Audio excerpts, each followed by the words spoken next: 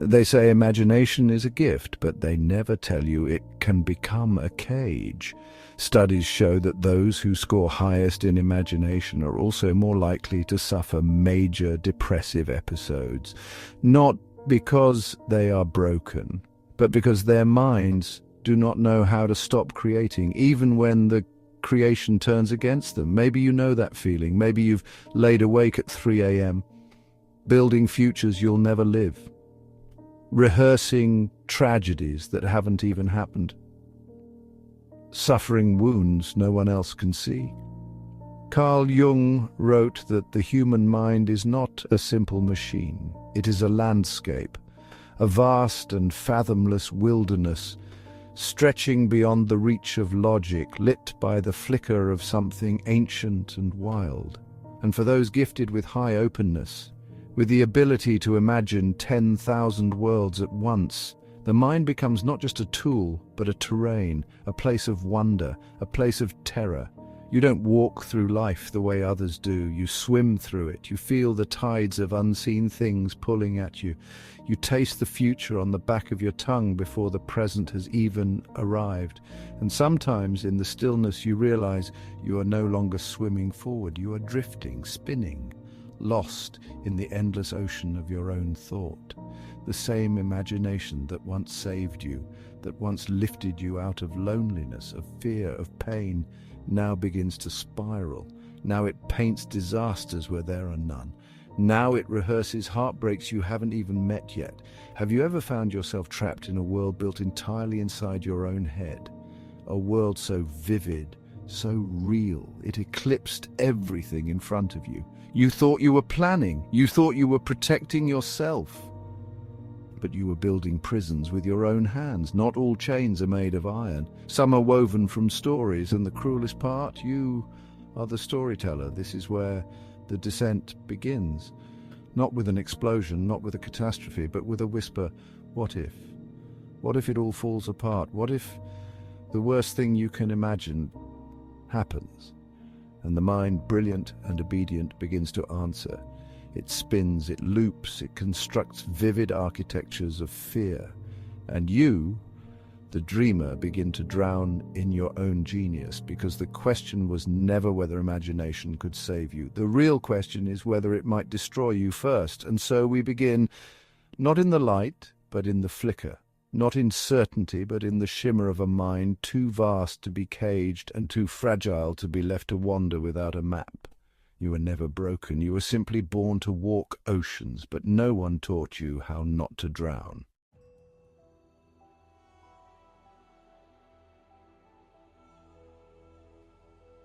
The brightest minds cast the darkest shadows. Jung warned us, what we refuse to know about ourselves does not disappear. It grows teeth. It becomes the phantom that rides beside us, whispering doubt into every silent moment. And for the dreamers, the visionaries, the ones who feel life vibrating at a higher frequency, the phantom is not abstract. It is intimate. It wears your voice. It knows your fears. Have you ever built something beautiful, only to find yourself questioning it the moment it was complete? Have you ever imagined a future so brilliant, and then seconds later envisioned every way it could fall apart? You are not failing. You are not weak. You are simply standing in the space between your light and your shadow, and you have not yet learned how to hold both without breaking. There's a forgotten story about an artist who lived on the edge of a forest. At first, his paintings healed people. They said walking into his studio felt like stepping into another world, softer, more real than life itself. But as time passed, his paintings changed. The colors darkened, the faces blurred, the beauty twisted into something no one could quite name, but everyone could feel. When they asked him why, he said only this: I used to paint what I dreamed. Now I dream what I paint. That is the danger. When the creations of the mind stop being escape routes and start becoming traps. Modern neuroscience maps this tragedy in cold terms. The default mode network, the seat of imagination, becomes the engine of rumination when overfed. The same circuitry that spins galaxies of wonder can, if untethered, spin galaxies of terror instead. You think you are preparing, you think you are being wise, but you are practicing suffering before it even happens. You rehearse betrayals, you pre-live failures, you drown in catastrophes that have not and may never occur, and your body believes it all. Your heart races, your breath shortens, your spirit curls inward, preparing for a blow that never lands, except the blow is already inside you. Have you ever realized that most of the battles you fight happen inside your own skull? That most of the pain you feel is born not of what is, but of what might be?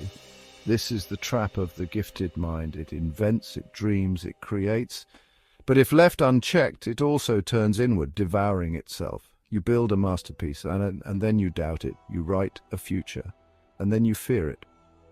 The mind that once opened doors now builds walls. And quietly, silently, you find yourself living inside a house of mirrors. Every room reflects another fear. Every hallway leads back to the beginning. And somewhere, faint but growing louder, the phantom whispers, "You will never be free." But the truth, the real truth, is simpler. You are not trapped because your mind is too vast. You are trapped because you have not yet learned to steer it. You have not yet faced the phantom. You have not yet named the fear. You have not yet realized that the labyrinth is not endless. You are the one drawing the walls. And if you have the power to build them, you have the power to tear them down.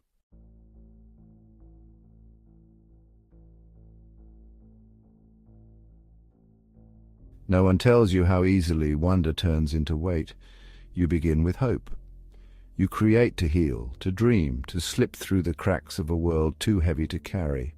You build whole galaxies inside your mind, and for a while you are free. But there comes a moment, a slow, creeping moment, when creation stops feeling like flight and starts feeling like drowning.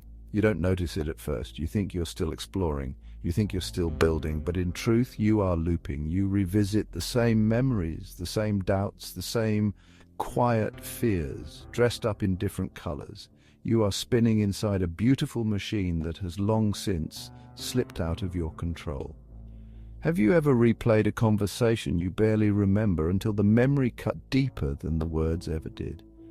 Have you ever written 100 different futures in your mind, all ending the same way, all collapsing in your hands before they even had a chance to breathe? The mind does not distinguish between what is real and what is vividly imagined. And when the mind dreams disasters with the same detail it once reserved for hope, the body suffers. Your heart races, your stomach tightens, your soul contracts, preparing for impact, even when nothing is coming, even when nothing was ever coming. This is not weakness, this is not madness, it is the inevitable collision of beauty and burden, because the same mind that sees possibilities others miss, sees dangers others can't imagine. And when those dangers grow roots in your imagination, they don't just stay there. They bloom, they grow into forests you get lost inside. They weave into the architecture of your thoughts until you can no longer tell the difference between what is and what you fear could be. You are not living life, you're rehearsing death. You are not building futures, you are dismantling them before they can even begin. The default mode network, the engine of your inner world, was made to imagine, to wonder, to reflect. But when it loses its anchor, it stops being a ship sailing toward discovery and becomes a ghost ship, endlessly circling storms that never existed. This is why your mind tires you. This is why your dreams exhaust you. You think you are surviving. You think you are preparing. But in truth, you are draining yourself dry, fighting wars that will never come. And somewhere deep inside, something starts to whisper, maybe it's safer not to dream at all. But you were not born to be safe. You were born to create. You were not meant to drown in your mind. You were meant to sail it, and the only way to stop the spiral is not to think harder. It is to see clearly. The fear you are rehearsing is not your fate. It is the shadow of a life unlived, and it is calling you to return.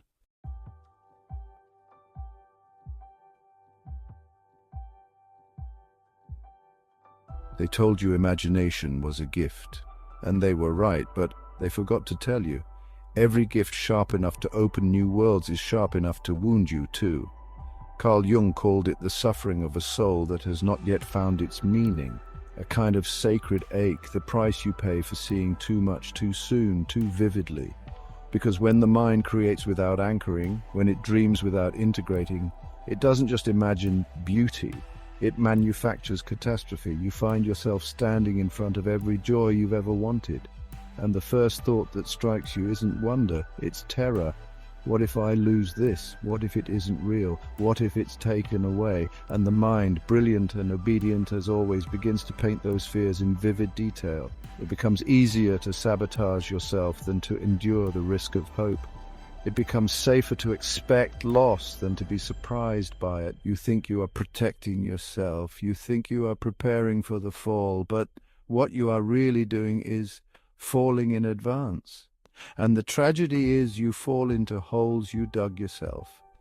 You bleed from wounds that only ever existed inside your own creation. Have you ever noticed how much time you spend building walls no one asked you to build? Have you ever realized that the loneliness you fear is often a loneliness you constructed, brick by invisible brick, thought by invisible thought? It is not your imagination that betrayed you, it is the way you learn to use it against yourself.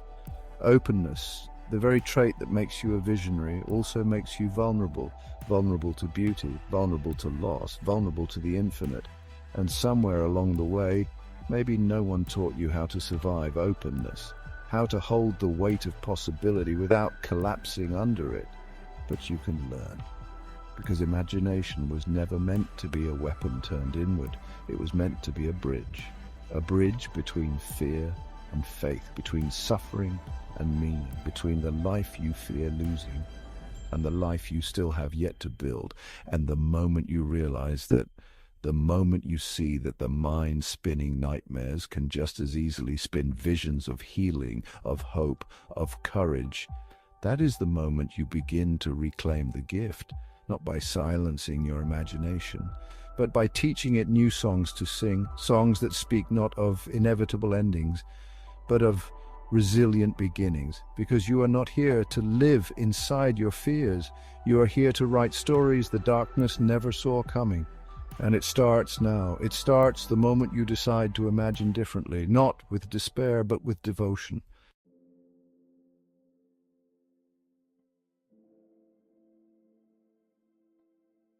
There's a breaking point no one talks about. Not the collapse after failure, not the grief after loss, but the collapse that happens when you realize you have become trapped inside the very mind you once trusted to save you. You can feel it, can't you? That slow erosion, that sinking feeling that no matter how much you imagine, no matter how hard you try to think your way free, the walls only close in tighter. You are not imagining it. You are not weak. You are standing at the threshold of something older, something necessary. A descent that has been written into the architecture of every soul that dares to seek its own healing. Jung called it the nigredo, the blackening, the sacred breaking before the becoming. It is the stage where everything familiar disintegrates, not to punish you, but to free you from the illusions you could never outrun. Because before you can rise, you must first let the false ground beneath you give way.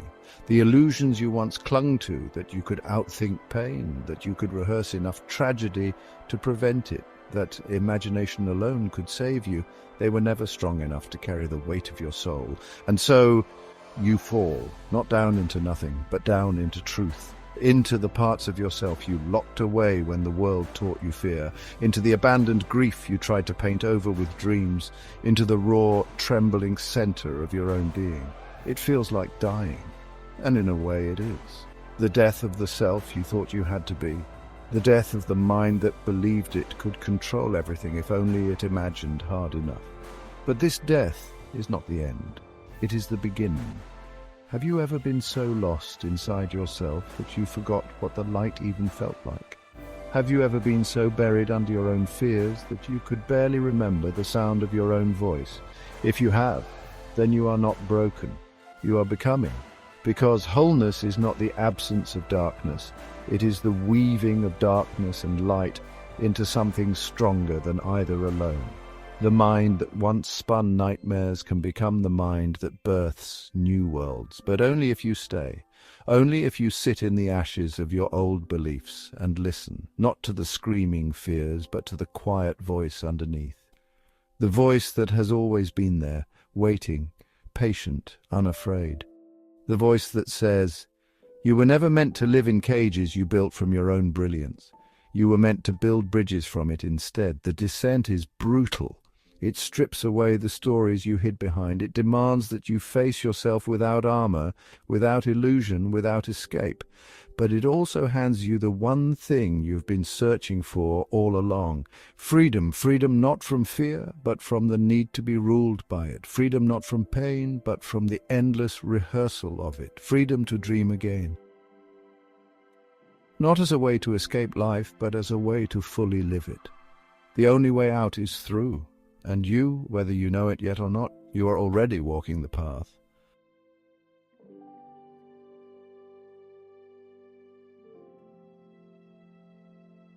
There is a different kind of dream waiting on the other side of the descent. Not the dreams you used to spin to outrun pain, not the fantasies you built to hide from fear, but the dreams that rise from within you, forged in the fire you thought would consume you, sung in the language you thought you had forgotten. This is what Jung meant when he said the privilege of a lifetime is to become who you truly are, not the self you imagined to survive. Not the self you perform to be loved, but the self you have always been, buried under layers of fear and forgetting.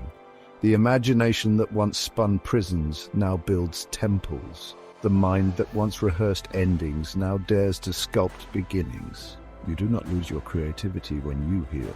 You amplify it because now you are no longer at war with yourself. You are no longer wasting your genius mapping every possible disaster. You are no longer bleeding energy, rehearsing your own heartbreaks. You are no longer mistaking fear for foresight. You are dreaming differently. Have you ever wondered what your imagination could create if it wasn't shackled by fear? Have you ever imagined what your life would look like if you stopped building futures you were afraid of and started building ones you could actually live? This is your calling. Not to silence your mind, not to shame your sensitivity, not to amputate the parts of you that feel too much, dream too big, see too far, but to integrate them, to harness them, to use them as the tools they were always meant to be.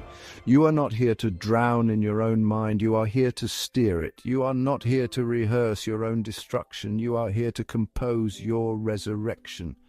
The mind you thought would destroy you was always trying to lead you home. And if you are still listening, if these words ring inside you like something you already knew but had forgotten, then understand this. You are not alone. There are others walking this road too, dreamers, builders, healers, people who once feared their own minds and now use them to light paths others cannot even see. If this speaks to the fire you carry inside, if you have walked through darkness and still choose to dream, then do not keep it to yourself. Share this message. Let your story be the spark that frees someone else still trapped in their own mind. And if you know deep down that your dreams were never meant to stay caged inside you, subscribe, stay, grow with us, because the world needs dreamers who have walked through fire. It needs the ones who know how to build beauty, not despite the darkness, but because of it. You are one of them. You always have been. And now you rise.